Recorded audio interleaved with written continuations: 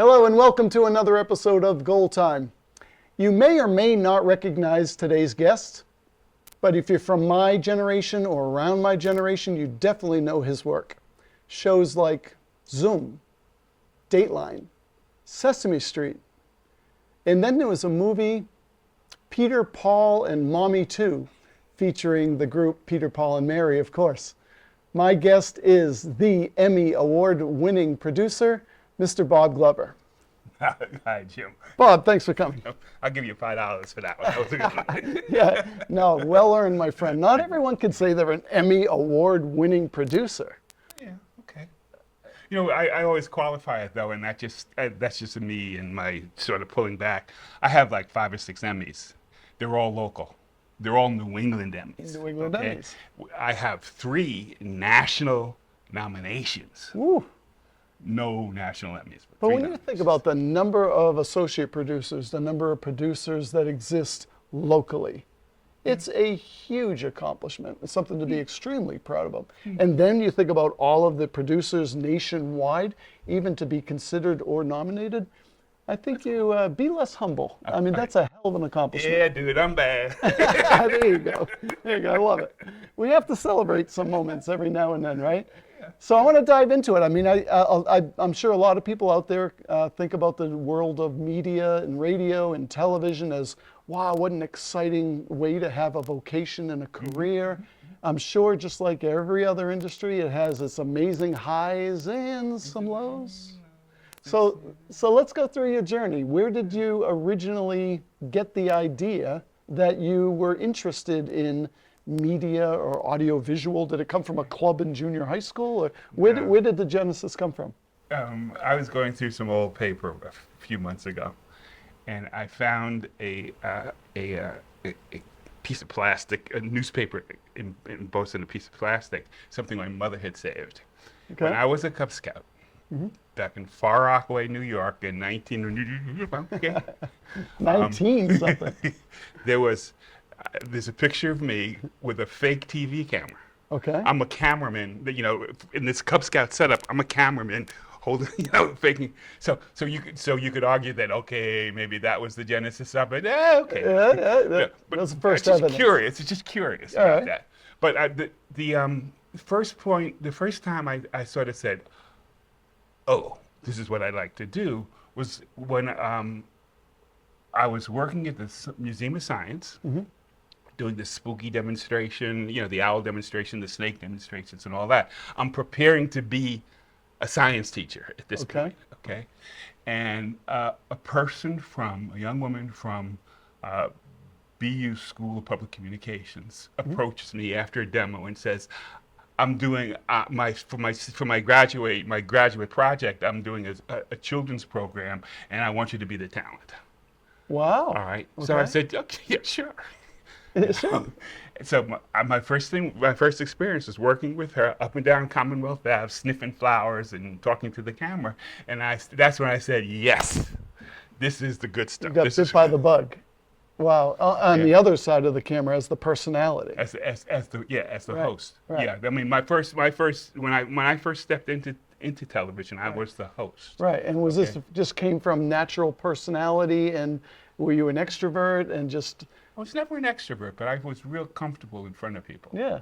I mean, as a teacher, you set yourself up to stand in front of kids and lead them to eureka moments. Sure. So doing demonstrations at the Science Museum, I've got a broader audience now, but I'm leading people too. And basically, in all the work you do, it's storytelling, leading people to something. Right. So and that I love. Yeah. That I get excited about. Interesting. But that was my first. Yes, this TV stuff is cool. And that's where you got the bug. There are certain things in life, right? Like golf, or unfortunately golf. I got into it 2 years ago and I got bit by the bug. Yeah. Car racing is another one. Oh yeah. You've been in that for a while. Sports, entertainment, playing guitar and music. People get bit by the bug. So that's when you got bit. Right? Yeah. And that started your journey in entertainment, media, etc. Yeah. Okay. Well, so now you go from. So if that's the beginning, and then the end is this trophy case full of awards and Emmys and et cetera, nominations. Did you have a step-by-step plan as to how you were going to conquer the entertainment industry? Or how did you go about exploring this bug? I took advantage of the opportunities that were offered. I was on the I was teaching 7th and 8th grade science. You know, this is after having this exposure to the BU. to the BU person. And TV, you know, I'm planning on going to school to get my master's. Okay. And whatnot, because that seemed to be the next logical step, right? Sure. You know, you go to school, and how did this go? I'm working at the museum again. The museum was pivotal in this. Okay. And another person says, we would like you to work. Can you be the science person on our kids show on Channel 56? Right. Okay. Okay. So and at which point I go, oh, sure. So then you get the hosting opportunity there. Well, what's interesting. And it's funny how it combined it with science. And the whole business about science education, and everything else was the backbone of everything I did. Isn't that interesting? So you were in a situation where you were both in science and you got involved in this BU project. Yep. And then that created an opportunity. That opened up an opportunity to be the science you had resource no idea person, about. right? You weren't planning it. Science resource person for a kid show. Right. All right. That's pretty. And you know, so I'm not going to say no. Right. You know, Right. and then you know the variety of different stories. I won't tell this one, but the host ended up leaving. The host of the show ended up leaving. Okay. About 2 months, 3 months after I guested the show. Okay. At which point they said, would you host the program? Right. So now, I mean, it wasn't like I planned to host a children's show. Right. Now I'm invited to host a children's show. Exactly. All right. Wow. So now I'm balancing I'm balancing being a teacher and also in the afternoons running off to a TV studio. Wow. Amazing. Wow. Kind of cool. So how many shows did you host before you got behind the camera, and how did that happen? Oh, that was a long time. Yeah. Yeah, because I left the after 56. I went to Channel 4 and did a kids show. Channel 56. That's the one with the rabbit ears, where you have the aluminum foil on the end to get good reception. And you had to do this. You had to stand up and walk up to a dial and turn a dial. Look, that one. Now you're showing your age. Not mine, because I don't know. I have no idea what you're talking about. Yeah, of course. You know, but 56 led to Channel 4 again. Which back in then, front of the that's camera. big time now. Huge. Right? Yeah. I just stepped up. When you can go from the bottom dial on the TV to the top dial on the TV, that I went Channel from 4 2 is big digits time. to 1 digit. That's it. I was cool. So what did you do for Channel 4? I produced and hosted my own show there. Your own show. What was that called? Do you remember? It's called Something Else Again. Something Else Again. Oh, it's called Something Else, and then the second version of it was Something Else Again, and then I was also the stand-in for Bruce Schwegler, who was doing For Kids Only. Oh my gosh! I And, remember Bruce Schwegler. He was great. So I did a whole bunch of children's television pieces there, and that led me to Behind the Camera. Okay, excellent. I became the public affairs director. So what gave them the faith and the confidence that you could actually produce as well as host? Because I was very good at it. There you go. I guess. I mean, I came in as a host without a producer. Right. All right. I mean, I was the expert talent presenting stuff from the Science Museum. Right. All right. I was the Incredible that they gave you an opportunity to say, sure, let's see what you can do. The museum loved it because they were getting exposure, and it was a natural. My 4 years there gave me all kinds of access. Right. So that worked out really Wow. well. All right. Well, I know a lot of people are going to want to talk about the shows that they remember and maybe impacted their lives, like Zoom and Sesame Street, and of course, Dateline was a major show in the New England area. Frontline. It was Frontline. Sorry, That's Frontline. right. Frontline. Dateline people are going, who the hell is Yeah, I'm sorry. Yeah, exactly. Sorry. Frontline. That's right. So how did you end up getting to Zoom, which I believe came first before Sesame Street and the others? Yeah, Zoom, Sesame Street, and then it came back for Frontline.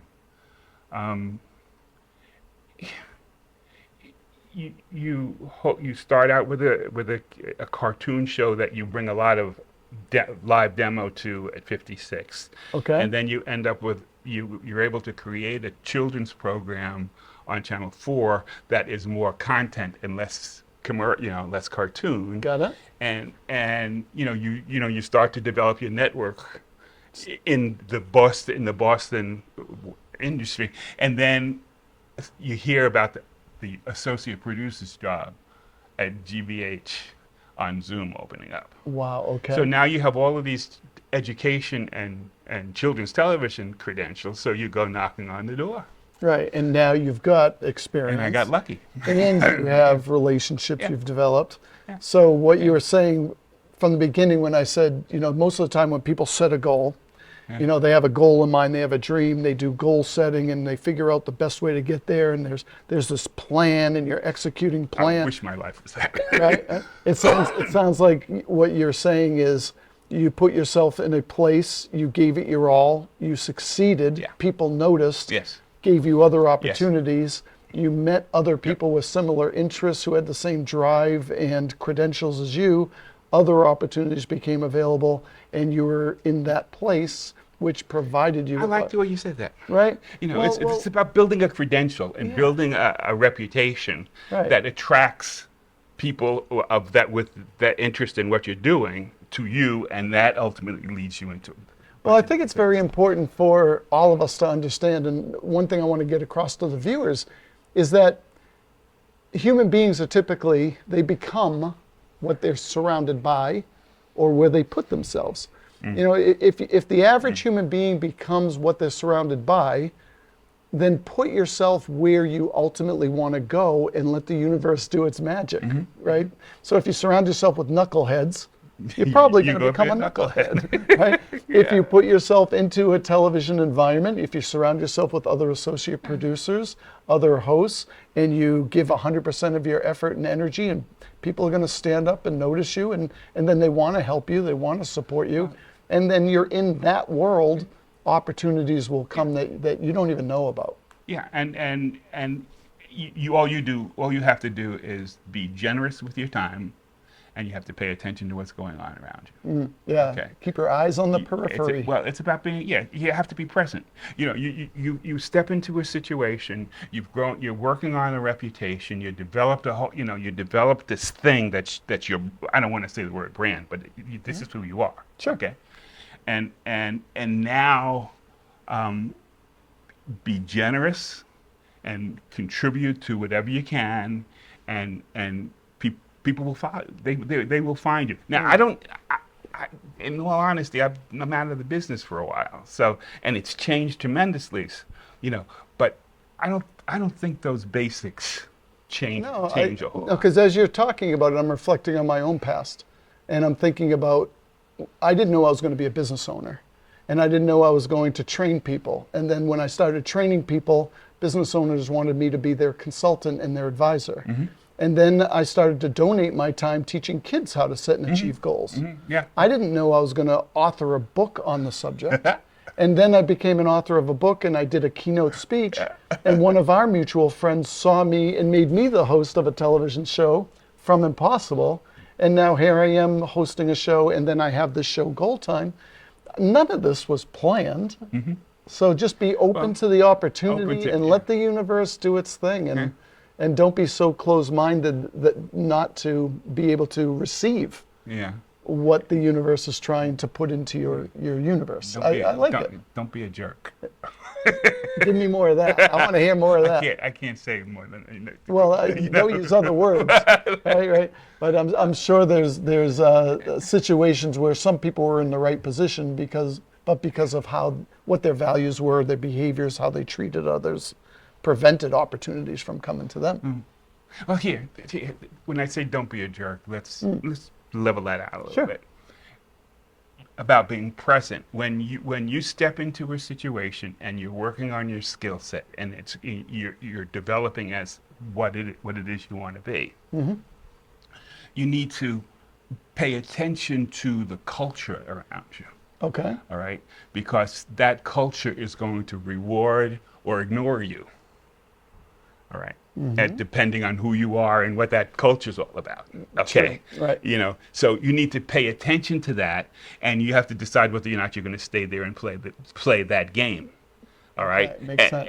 And it takes a lot of nerve to say, I'm sorry, but this isn't a good fit for me. I need to go find something else. Okay. At which point now you have to pick up all your stuff and maybe go to another city.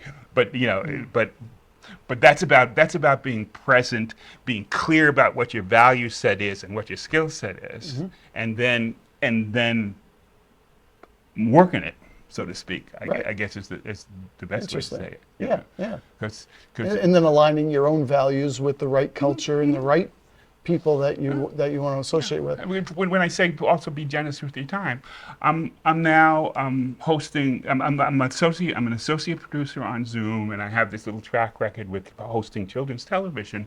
There's this guy named Jerry Lesser at Harvard, who was the consultant to the Children's Television Workshop in New York. Okay. Okay. He's doing this class. He says, Bob, come and talk to my class. All right. Okay. And I want to, well, you know, because now he's up here with CTW. Okay. And I'm just this local guy, and you know, I'm happy to be in the room with him. Sure. But that goes on for a couple of years, where I go to his class once or twice a year. Okay. And then on one of the visits, he says, Bob, we need you on Sesame Street. Sesame Street. Okay. Wow. You know, and that, you know, and so he sends me to New York to interview for the associate's producer's job on Sesame Street. All right. Does this require you to move into? It could have done all of that. Okay. But I was a chicken. What happened? Well, no, I interviewed for the job successfully. I got the offer. Okay. And so I went to New York, and my family stayed here. Okay. Because I wanted to scope out the place. It was a great opportunity. It was more opportunity than salary. Sure. Okay. Sure. So I'm going to go down and scope it out before I relocate everybody. Okay. And you know, I stayed there for 2 years. It was And what do great. you mean salary? They actually paid you to hang out with like Big Bird and Count Dracula? What was his name? Count. The Count. The Count. Just the the Count. Count. Right. The Count. The Yeah. woman. Yeah. Yeah. So yeah, a lot of fun, very cool. But yeah, you do have to make a living and get paid for it as well. So what were the highlights of working for Zoom and Sesame Street? And what were some of the fun stories that you can share? Okay. On my way to the interview for Zoom, Okay. I'm walking through the GBH parking lot, and the side door is open, and there's this huge gold omnibus. There was a show called Omnibus that had this big thing. And I'm walking in there, and I see this thing, and I almost turned around and went back. My God, these people do omnibus. My God, look at this. I got there, I got the job, and I discovered that every person in that place puts their underwear on the same way I do. Right. Okay. Right. Some of them are smarter, and some of them aren't quite as smart. So just breaking it down. You got to ultimately believe in yourself, and you understand what you're I mean, Oprah Winfrey, who was the 16-year-old pregnant black woman from the South who was uneducated and was dropping out of high school. She wasn't always the empire of Oprah Winfrey, but man, did she always believe in herself and kicked it. Yeah. Same thing when I went for the interview in New York. Okay. I'm in the offices of the Children's Television Workshop in Lincoln Center in Manhattan. Yeah. And you know, it's whoa. Right. You know, I found out that they put their underwear on the same way I do. Right. But what was fascinating was I learned so much working on that program in terms of, you know, the level of the production value levels and the professionalism of all the different pieces that went into Sesame Street were astounding. All right, and all I did was I took notes. Yeah. It was an unbelievable experience. What do you think people would be, people who grew up with Sesame Street, now their kids and their kids' kids are growing up with Sesame Street, what do you think would surprise most people watching about the behind the scenes of Sesame Street? Can you reveal some of the behind the curtain stuff of? They're a group of people that are as creative as you can imagine and as nutty as they want to be. They're professional to the T. You know, I don't know. When you look at Big Bird, Yeah. okay, everybody goes, oh yeah, Big Bird. Big Bird is a guy with leggings, you know, that look like bird feet, and then this Right. huge costume that they drop over his head. All Right. right. Well, this is how he operates. He's looking at a TV set under the costume that has its polarity reversed so that it's not opposites. It's exactly what. So he has his hand up here. His hand is what's. It is what's doing the head. Oh, Okay. interesting. So if you look at the neck on Big Bird, the neck going up, you'll see a slight bulge. That's the guy's head. Wow. He uses his pinky to blink, and he does. This is how he operates the mouth, right? Right. Now you're saying, okay, well, what about his two hands? Right. Well, he has one hand that's operable. The other hand is just a dead weight with a glove on it, and there's a piece of monofilament that goes from one hand to the other through the costume. All right. So that when this hand goes up, this hand goes down. Wow. Okay. Now I want to run home You now have to and go watch check that them out. episode. Yeah. That's amazing. Yeah, that's how we used to do it. I'm pretty sure I don't think the costumes changed that much. Yeah. You know, Excellent. but but what happens is when you look at the person, Carol Spinney, the guy who did Big Bird, he was committed. You know, he was committed to that character and that persona. And that, you know, I don't know how he got there. He started as a puppeteer, but he moved to this, and that was him. That's fantastic. You know, Wow. you know, so Mr. Rogers guested the show once. And you know, Rogers is coming in, and you know, this is his second visit, and we need somebody to be his host. So I'm going, ooh, that sounds cool. I'd like to hang out with Mr. Rogers. Who wouldn't want to hang out with Mr. So I'm Rogers? the new kid that said, Glover, you're it. All right. You know the person that you see on TV, Yes. Rogers? Yes. That's him in real life. Oh, I've heard the stories, but I couldn't Tim, imagine it's so anyone nice being to so sweet. see you. How That's are amazing. you having a good day? Isn't that refreshing though? That they're Scary. that's fantastic. It takes about 10 minutes to sort of, what you have to do, you get to get on his wavelength. Right. So I was responsible for getting him to and from the set. Right. So I go running up 3 flights of steps to get to his green room, and as I got to his green room, I went into slow motion. Hi, Mr. Rogers. Hi, Fred. We're ready for you downstairs. And then I'd step out. Just to match his energy and to right. Yeah. But I've heard that about him. I've seen documentaries and I've That's seen him in front of Congress and That's him. That's it. That's him. good for him. You know, to be that authentic Yeah. and not have a character, but this is who I am. And that's who the people are. Right. I mean, the people same. behind those, oh, that's who they are, and that's what, you know, it's fantastic. that has been that's what their professional pieces developed into.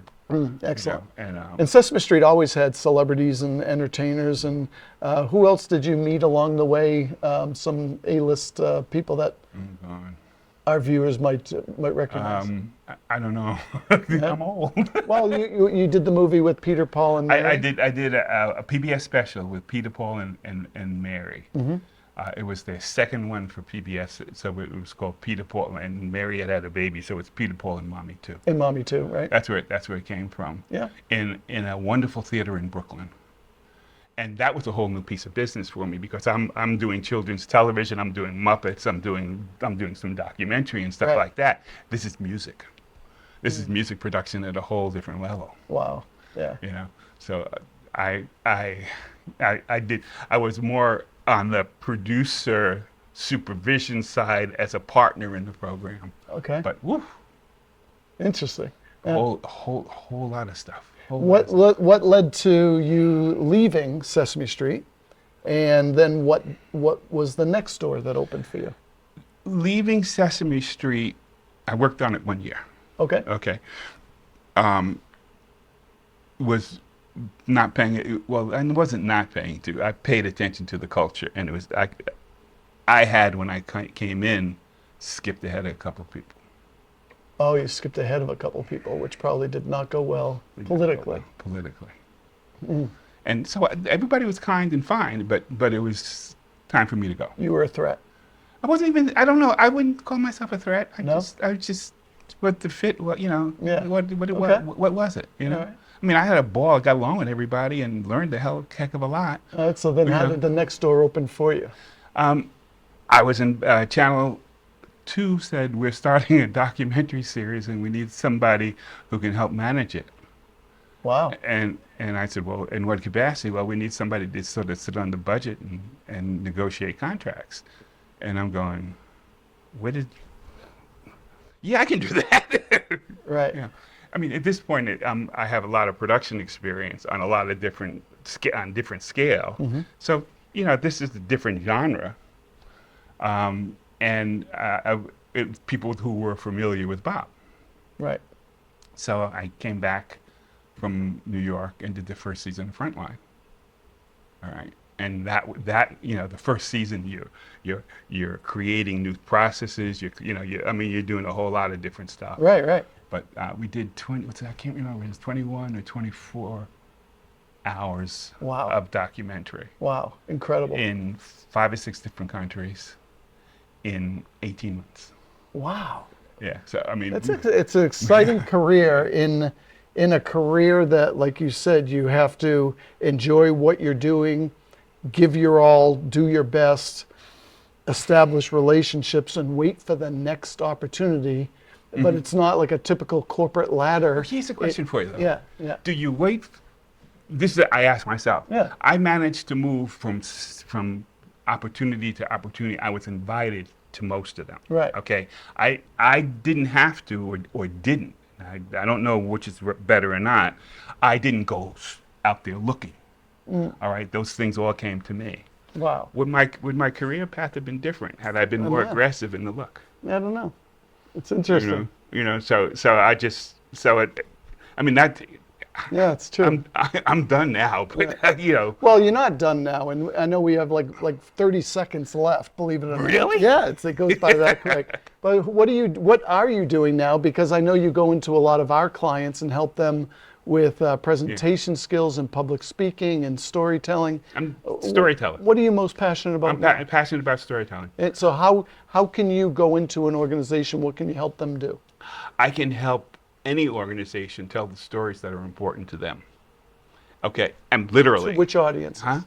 To whatever audience you're talking to. Here's the key: is Yeah. I don't have a tech background. No, it's a story is a story. Who is your audience? What do you want them to do? How do I reach out and engage them? Wow, awesome. Okay. He will give you guys the greatest training. He always gets 5-star reviews from all of our clients. If you want to know more about Bob Glover, we put his website up on the screen here, and you can contact him directly on his email. Bob, I want to thank you so much for joining me. Thank you, sir. That was fun. Oh, it was fantastic. I wish we had another half hour. We'll see you next time at Goal Time. Thank you.